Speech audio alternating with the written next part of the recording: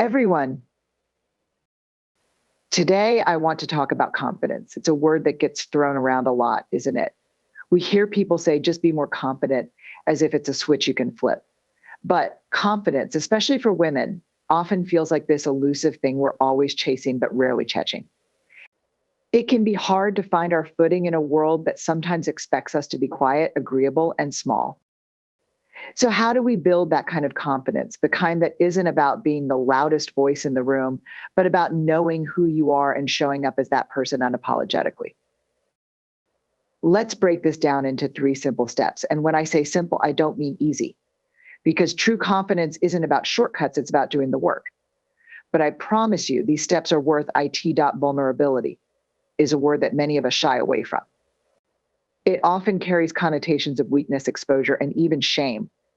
We're taught to believe that being vulnerable means letting down our guard, opening ourselves up to potential harm, and giving others a chance to see parts of us that we'd rather keep hidden. But what if we've misunderstood what vulnerability truly is? What if vulnerability isn't the enemy of confidence, but its birthplace? When we talk about confidence, we often picture someone who appears self-assured, who has it all together, who never doubts themselves. Yet, if you look closely at truly confident people, you'll notice a common thread. They're comfortable with being seen as they are. They're not afraid to show their flaws, admit their mistakes, or say, I don't know. This willingness to be open and authentic is vulnerability in action. It's about choosing to be real over pretending to be perfect.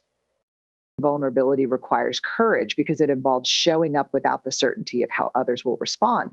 It's about allowing ourselves to be seen, not as an idealized version we'd like to present to the world, but as our true imperfect selves. When we embrace vulnerability, we give up the exhausting effort of trying to control what others think of us. We stop hiding behind facades of states and perfection and start to live more authentically. This is where confidence starts to take root. One of the biggest barriers to vulnerability is the fear of judgment. We worry that if we reveal our struggles or insecurities, people will think less of us. This fear is rooted in the deeply ingrained societal belief that vulnerability is a sign of weakness. From a young age, many of us are taught to be strong, to hide our emotions, and to put on a brave face.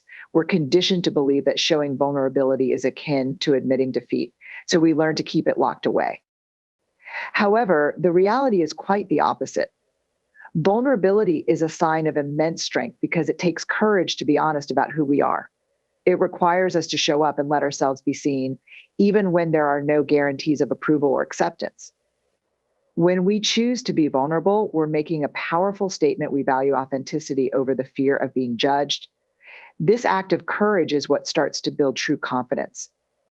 Vulnerability is also the key to building meaningful connections. Think about the moments when you felt closest to someone. It's rarely during times when everything is going perfectly and everyone is putting on a show of having it all together. Instead, it's often when someone has shared something real, something raw, something true. It's when someone has let down their guard and shown you their heart. In those moments, we feel seen, heard, and understood because the other person's willingness to be vulnerable gives us permission to do the same. By embracing vulnerability, we create space for genuine connection. We stop trying to fit into the mold of who we think we should be and start embracing who we truly are. This doesn't mean we overshare or tell everyone every detail of our lives. Vulnerability isn't about indiscriminate exposure. It's about being honest with ourselves and others, showing up as our authentic selves and allowing our true thoughts and feelings to be seen, even if it makes us uncomfortable. Another important aspect of vulnerability is its role in creativity and innovation. If we're constantly guarding ourselves against failure or criticism, we'll never take the risks necessary to create something new. Whether it's in our personal lives, our careers, or our creative pursuits, vulnerability is the key that unlocks our potential. It's what allows us to put our ideas out there, to say, here's something I made, here's a part of me. Without vulnerability, we'd never try new things, learn new skills, or put ourselves in unfamiliar situations. We'd be stuck in a cycle of playing it safe, never growing, and never discovering what we're truly capable of. Embracing vulnerability also teaches us about resilience. When we open ourselves up to the possibility of failure or rejection, we're inevitably going to face setbacks. But instead of viewing these experiences as proof of our inadequacy, we can choose to see them as opportunities for growth. By leaning into our discomfort and staying present in these vulnerable moments, we build the mental and emotional strength to bounce back from challenges. Over time, this resilience reinforces our confidence because we learn that we can handle whatever comes our way, even if it's uncomfortable or painful. Many people think that confidence comes from having all the answers or being the best at something, but real confidence comes from knowing that you don't have to be perfect to be worthy. It comes from the understanding that it's okay to make mistakes, to not know everything, and to have moments of doubt. When we embrace vulnerability, we acknowledge that we're human, that we're all figuring it out as we go. This acceptance is liberating because it frees us from the pressure to constantly prove our worth. In the end, embracing vulnerability isn't about becoming someone different. It's about becoming more of who we already are. It's about dropping the mask, letting go of the need to be seen as perfect, and allowing ourselves to be fully present in our lives. When we choose vulnerability, we choose to live more authentically, to connect more deeply, and to build the kind of confidence that comes from being true to ourselves. It's not easy, but it's the most courageous step we can take toward becoming the confident women we're meant to be. We all have an inner critic. It's that voice inside our head that never seems to stop talking, often saying things we would never dare say to someone we love. It whispers, "You're not good enough," or "You don't have what it takes," or even shouts, "Who do you think you are to try this?" The inner critic is persistent, always ready to point out our flaws, highlight our mistakes, and remind us of every time we fell short. But here's the thing: the inner critic is a liar. Its purpose isn't to protect us or make us better, it's to keep us small, trapped in a cycle of self-doubt and fear. One of the first steps to building real confidence is recognizing the voice of the inner critic for what it is: a deeply ingrained set of beliefs that have been shaped by past experiences, societal expectations, and sometimes the harsh words of others. Um, these beliefs are not facts, but they have a way of feeling very true because they've been replayed in our minds for so long. The good news is that, like any narrative, this story can be rewritten. The inner critic often develops early in life. Maybe you were told as a child that you were too loud, too quiet, too sensitive, or not smart enough. Maybe you failed at something important and internalized the belief that failure defines your worth. Over time, these messages become part of the mental tape that plays in your head, especially when you're stepping out of your comfort zone. The critic thrives on moments of vulnerability when you're about to try something new or put yourself out there. It swoops in, telling you to play it safe, to stick to what you know, and to avoid taking risks. The problem with listening to this voice is that it keeps you stuck. It convinces you to settle for less, to not speak up, to not take that chance. It makes you believe that your worth is tied to your achievements, your appearance, or the approval of others. Um, but confidence doesn't come from meeting external standards. It comes from knowing your own value and believing in your potential. To build this kind of confidence, you need to challenge your inner critic. Challenging the inner critic starts with awareness. Many of us don't even realize how often we criticize ourselves because it's become second nature. The first step is to pay attention to your thoughts, especially when you're feeling anxious, scared, or hesitant. Notice the voice that says, "You can't do this," or "You're going to mess this up." Don't try to push these thoughts away immediately. Instead, acknowledge them. Recognize that this is your inner critic speaking, not the voice of truth. The mere act of noticing this voice is powerful because it creates a space between you and the critic, giving you the chance to question its validity. Once you've identified the inner critic, the next step is to challenge it directly. Ask yourself, is this thought based on fact, or is it based on fear? Often, our inner critic makes sweeping, generalized statements that don't hold up under scrutiny. For instance, if your inner critic says, "You always mess things up," take a moment to think about times when you've succeeded or done well. It's about finding evidence that contradicts the negative narrative. By doing this, you begin to dismantle the power of these thoughts. Another effective way to challenge the inner critic is to reframe its messages. Instead of letting it say, "You're not good enough," counter it with a more realistic and compassionate thought like, "I am doing my best, and that's enough." Or, "I may not have all the answers, but I am capable of figuring things out." This isn't about blind positivity or ignoring your flaws. It's about speaking to yourself with the same kindness and encouragement you would offer a friend. It's also important to understand that the inner critic often operates from a place of fear. Its goal is to keep you safe by preventing you from stepping into unknown or potentially uncomfortable situations. While this may have been helpful in certain circumstances when you were younger, it no longer serves you in the same way as an adult trying to grow and take risks. By recognizing this, you can start to respond to your inner critic with compassion rather than hostility. Instead of fighting against it, acknowledge its presence, but choose to move forward despite its warnings. You can say to yourself, I hear you, but I'm choosing to try this anyway. One powerful exercise is to personify your inner critic. Give it a name, a face, or even a persona. This might sound silly, but it creates a separation between you and the critic. By doing this, you can start to see the critic as just one voice among many, rather than the ultimate authority on your worth.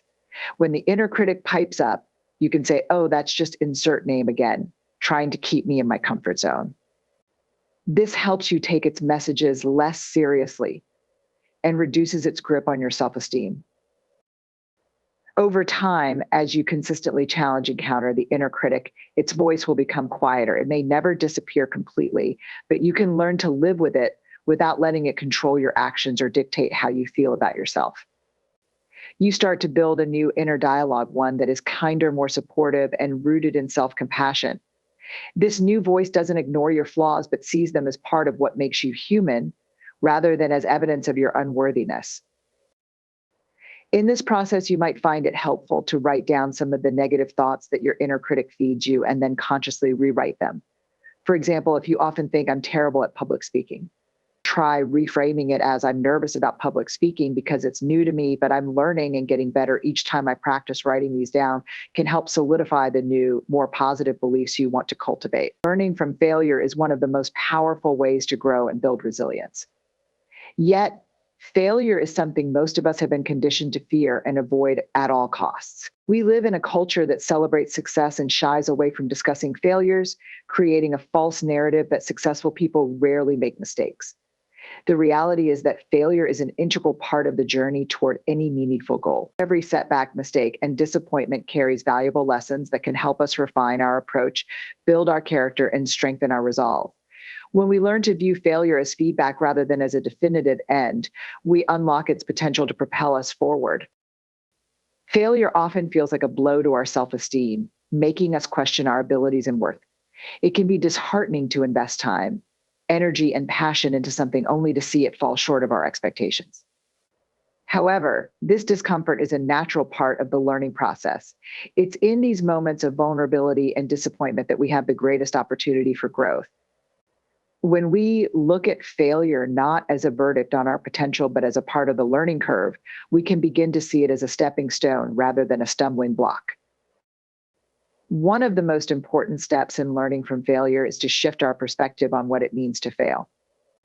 Many of us have been taught to associate failure with inadequacy, but in reality, failure is a sign that we're pushing our limits, trying new things, and stepping outside our comfort zones. It's a signal that we're daring to take risks and aiming for goals that matter to us. The only way to completely avoid failure is to play it safe and avoid challenges altogether. But this also means missing out on the chance to grow, learn, and achieve something significant. When we view failure through a lens of curiosity instead of judgment, we open ourselves up to valuable insights. Instead of asking, why did this happen to me? We can ask, what can I learn from this experience? This shift in mindset transforms failure from a source of shame into a source of valuable feedback. Each time we fall short, we gain a clearer understanding of what works and what doesn't, where we need to adjust our approach, and how we can improve. This process of reflection helps us refine our strategies and prepares us for future challenges with more wisdom and insight. It's also crucial to recognize that failure is not a reflection of our worth or potential. One failure or even a series of failures does not define who we are or what we are capable of achieving. Many successful people have stories of repeated failures before they finally achieve their goals.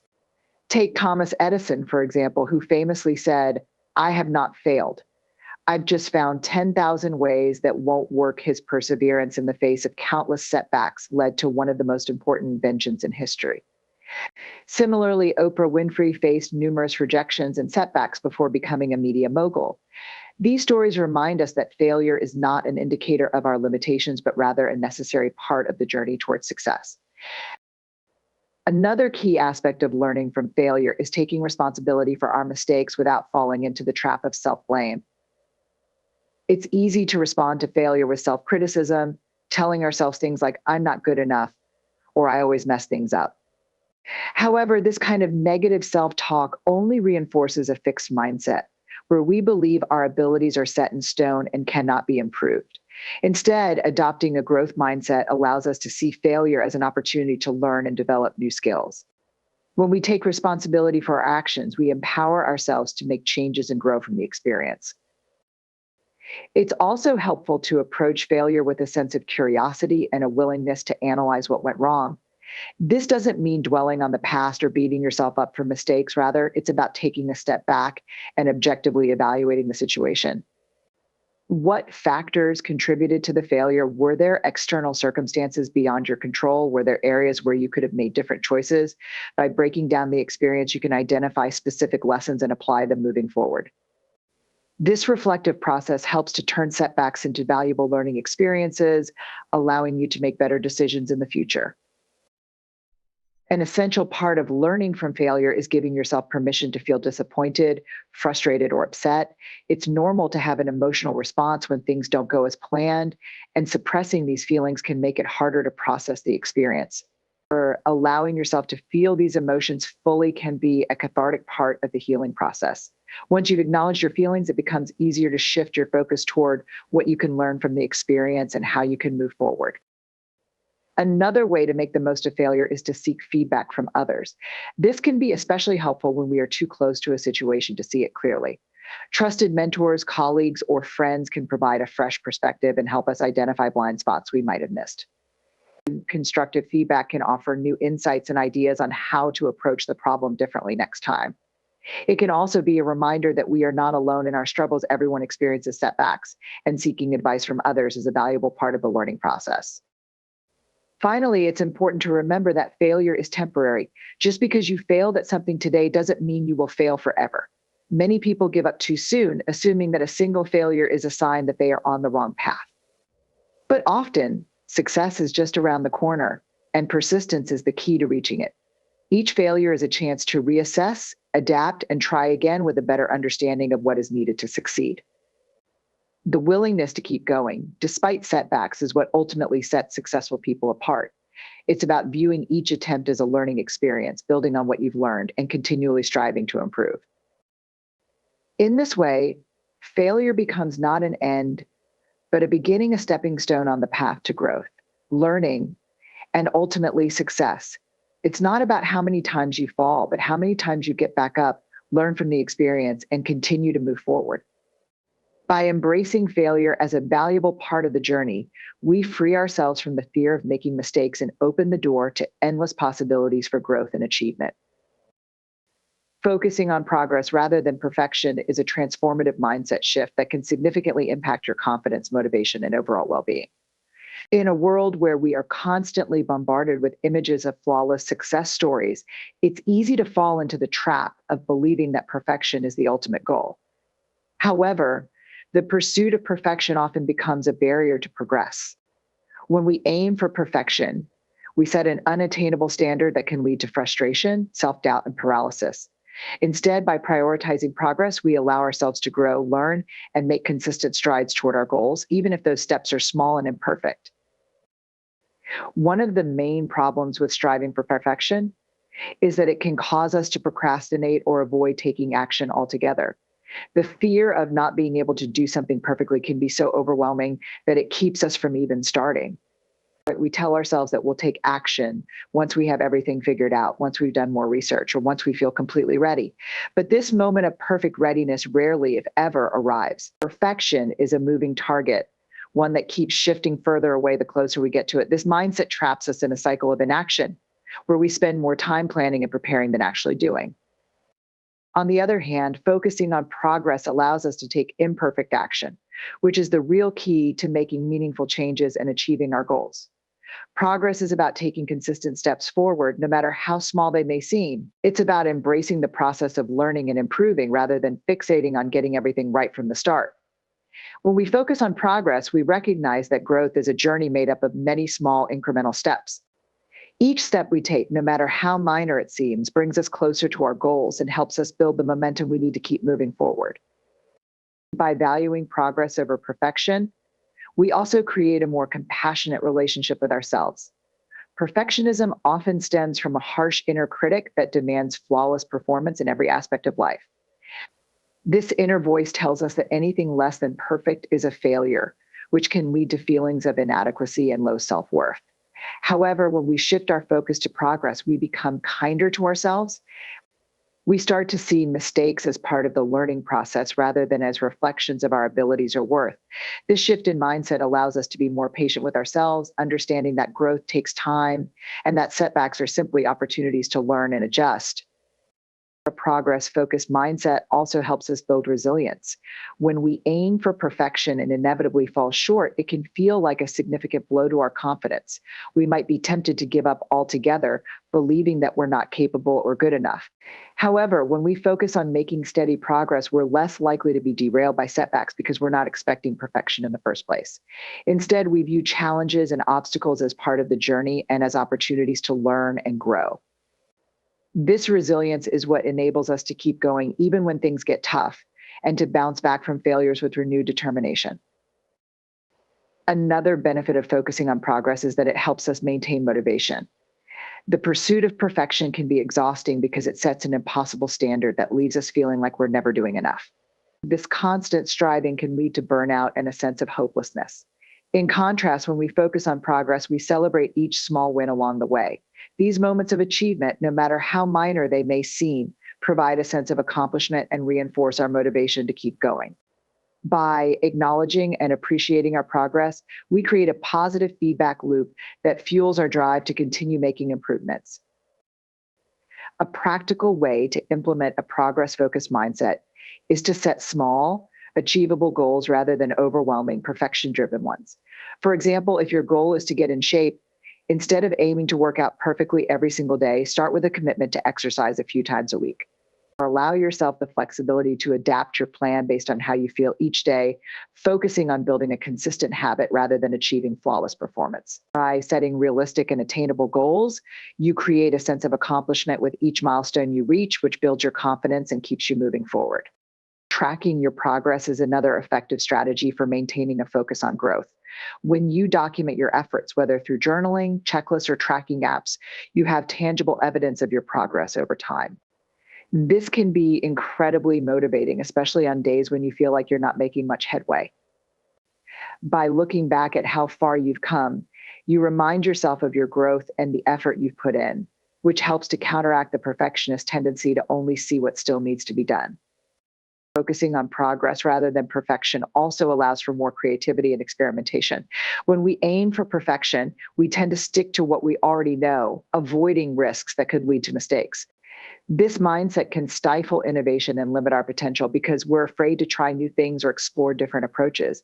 However, when we value progress, we give ourselves permission to experiment, make mistakes, and learn from them. This openness to new experiences fosters a growth mindset where we see challenges as opportunities for exploration rather than as threats to our self-image. Lastly, adopting a progress-focused mindset helps us stay present and engaged in the moment. Perfectionism often pulls us into an endless cycle of worrying about future outcomes or replaying past mistakes. This fixation on what could go wrong or what we should have done differently distracts us from the present moment, making it difficult to fully engage in the task at hand. When we focus on progress, however, we anchor ourselves in the present. We pay attention to the small steps we're taking right now, appreciating the process of growth and the effort we're putting in, rather than getting caught up in the pressure of achieving a perfect result. Practicing self-affirmation is a powerful tool in building confidence and self-worth, yet it's one that many of us overlook or dismiss as unnecessary. At its core, self-affirmation is the act of recognizing and reinforcing your own value and capabilities. It involves intentionally focusing on positive aspects of yourself, celebrating your strengths, and reminding yourself of your worth, even in the face of challenges. While it may seem simple, this practice can have a profound impact on your mindset and how you perceive yourself over time. Many people struggle with self affirmation because they're used to being their own harshest critics. It's easier to focus on what went wrong, what we could have done better, or where we fall short. We're often more comfortable criticizing ourselves than giving ourselves credit for our efforts and accomplishments. This tendency is rooted in the belief that being self critical will motivate us to do better. However, research shows the opposite. When we are kinder and more affirming toward ourselves, we are more likely to take positive actions, be resilient in the face of setbacks, and feel a greater sense of well being. One of the first steps in practicing self affirmation is to recognize the negative self talk that often dominates our internal dialogue. These automatic, unkind thoughts can be subtle, but they are pervasive and damaging. You might catch yourself thinking, I'm so stupid for making that mistake, or I'll never be as good as they are when left unchecked. These thoughts can erode your self esteem and make you doubt your abilities. The goal of self affirmation isn't to ignore these thoughts, but to replace them with more balanced, compassionate ones. For example, if you notice yourself thinking, I can't do anything right, you can practice reframing this thought with an affirmation like, I am learning and growing every day. Mistakes are a part of my journey and they help me improve. The key is to make these affirmations specific, realistic, and meaningful to you. It's not about repeating empty platitudes, but about reminding yourself of your inherent worth and capabilities, even in the face of difficulties. Self affirmations can be used to reinforce qualities you already possess and to cultivate traits you want to develop. For instance, if you want to become more confident in your public speaking abilities, you might use affirmations such as, I am a capable and engaging speaker. I have valuable insights to share, and my voice deserves to be heard. Over time, repeating these affirmations helps to reshape your beliefs about yourself. Your brain starts to integrate these positive messages into your self concept, making you more likely to act in ways that reflect this newfound confidence. The practice of self affirmation can be done in various ways. One effective method is to write down a list of affirmations each morning. Start your day by jotting down 3 to 5 positive statements about yourself, focusing on qualities you value or goals you are working toward. This can be as simple as I am strong and capable, or as specific as I handle challenges with grace and resilience. Writing these affirmations down reinforces them in your mind and sets a positive tone for the rest of your day. It's a way of training your brain to focus on your strengths rather than your perceived weaknesses. Another powerful technique is to practice affirmations in front of a mirror. This might feel awkward at first, especially if you're not used to speaking kindly to yourself. But looking yourself in the eyes and saying, I am proud of you, or you are enough just as you are, can be a deeply impactful experience. It's a direct way of confronting the negative self-talk that often lies unchecked in our minds. Over time, this practice can help you develop a more compassionate inner dialogue and a stronger sense of self-worth. In addition to daily affirmations, it's important to celebrate your successes, no matter how small they may seem. We often overlook our achievements because we're too focused on the next goal or the next task. But taking a moment to acknowledge your progress and the hard work you've put in is an essential part of practicing self affirmation. This could be as simple as telling yourself, I did a great job handling that situation today, or I'm proud of myself for stepping out of my comfort zone. By recognizing and affirming your efforts, you reinforce the belief that you are capable and worthy of praise. It's also helpful to create an environment that supports your practice of self affirmation. This could involve surrounding yourself with positive reminders, like sticky notes with affirmations on your mirror or desk, or setting daily reminders on your phone with encouraging messages. These small actions help to counterbalance the negative messages we often encounter and provide consistent reinforcement of your worth and abilities. Another important aspect of self affirmation is the idea of self compassion. Practicing self affirmation isn't about pretending everything is perfect or ignoring areas where you want to improve. Instead, it's about being gentle with yourself when things don't go as planned. When you make a mistake, instead of berating yourself, you can say, it's okay to make mistakes. I'm human and I'm learning. This shift from self criticism to self compassion helps to break the cycle of negative self talk and builds a foundation of unconditional self acceptance. It's worth noting that the effects of self affirmation are cumulative. The more consistently you practice it, the more natural it becomes to speak kindly to yourself. Over time, this practice can transform your internal dialogue from one of criticism and doubt to one of encouragement and belief in your abilities. It's not an overnight change, but with persistence, you'll start to notice a shift in how you view yourself and your capabilities. Through self affirmation, you're not just saying positive words, you're actively choosing to believe in your own worth and potential. This practice empowers you to see yourself in a new light, to recognize your strengths, and to trust in your ability to overcome challenges. It's about reclaiming your narrative and deciding that you are deserving of kindness, both from others and from yourself. By affirming your value each day, you begin to build a deeper, more resilient sense of confidence that supports you in all aspects of your life. Taking imperfect action is one of the most crucial steps toward building confidence in achieving your goals. The idea of waiting until everything is perfect before making a move is tempting, but it often leads to procrastination and missed opportunities. The truth is, perfection is an illusion. It's a standard that is impossible to meet because there will always be something you could tweak, improve, or refine. If you wait for the perfect moment when you feel fully ready, you might end up waiting forever. Instead, taking imperfect action is about embracing the idea that it's better to start now and make progress, even if it means making mistakes along the way.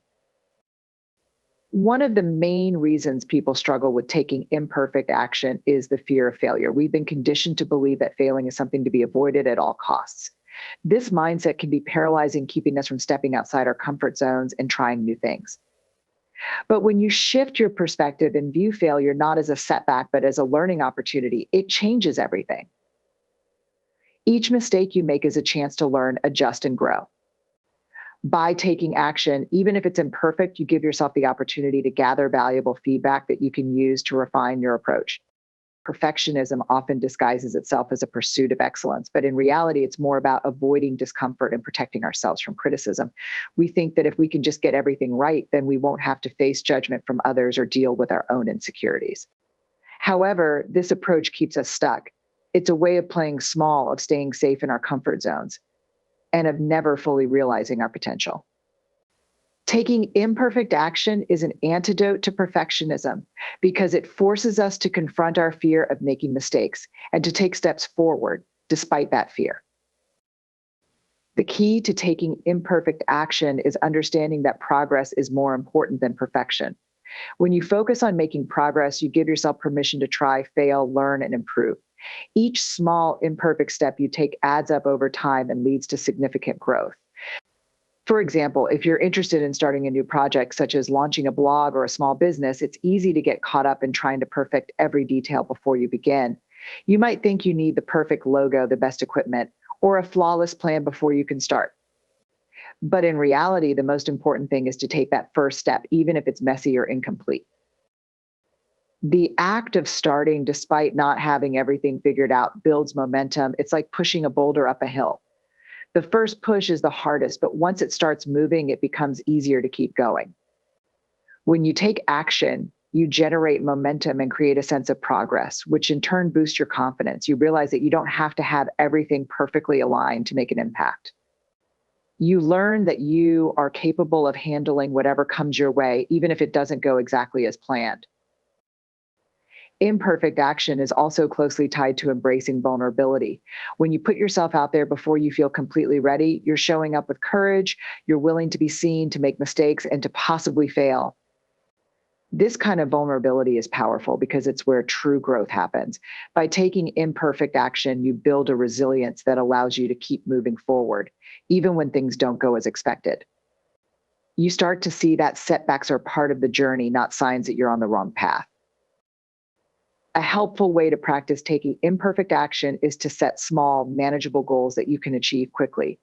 For example, if you want to write a book but feel overwhelmed by the thought of completing an entire manuscript, start with writing just one paragraph each day. This approach helps you overcome the inertia that often comes with trying to tackle big, intimidating goals. By breaking your goals down into smaller, actionable steps, you make it easier to start taking action without getting bogged down by the need for perfection. Another way to embrace imperfect action is to reframe your mindset around mistakes. Instead of seeing mistakes as failures, view them as necessary steps on the path to success. Think of it like learning to ride a bike. You don't expect to get it right on the first try. You wobble, fall, and scrape your knees, but with each attempt, you get a little better. The same principle applies to any skill or goal you're working toward. Each time you take imperfect action, you're gaining experience and getting one step closer to where you want to be. Taking imperfect action also teaches you to trust yourself and your abilities. When you're willing to act despite uncertainty, you send a powerful message to your subconscious mind that you are capable and resourceful. You start to build evidence for yourself that you can handle challenges and adapt as needed. This self-trust is a cornerstone of confidence because it shifts your focus from needing to control every outcome to believing in your ability to navigate whatever comes your way. One common misconception about taking imperfect action is that it means being careless or not putting in effort. In reality, it's about striving for excellence without letting the fear of imperfection hold you back. It's about doing your best with the resources and knowledge you have at the moment, knowing that you can refine and improve as you go. It's understanding that waiting for everything to be perfect often leads to missed opportunities and regrets, while taking action, even imperfect action, opens doors and creates new possibilities.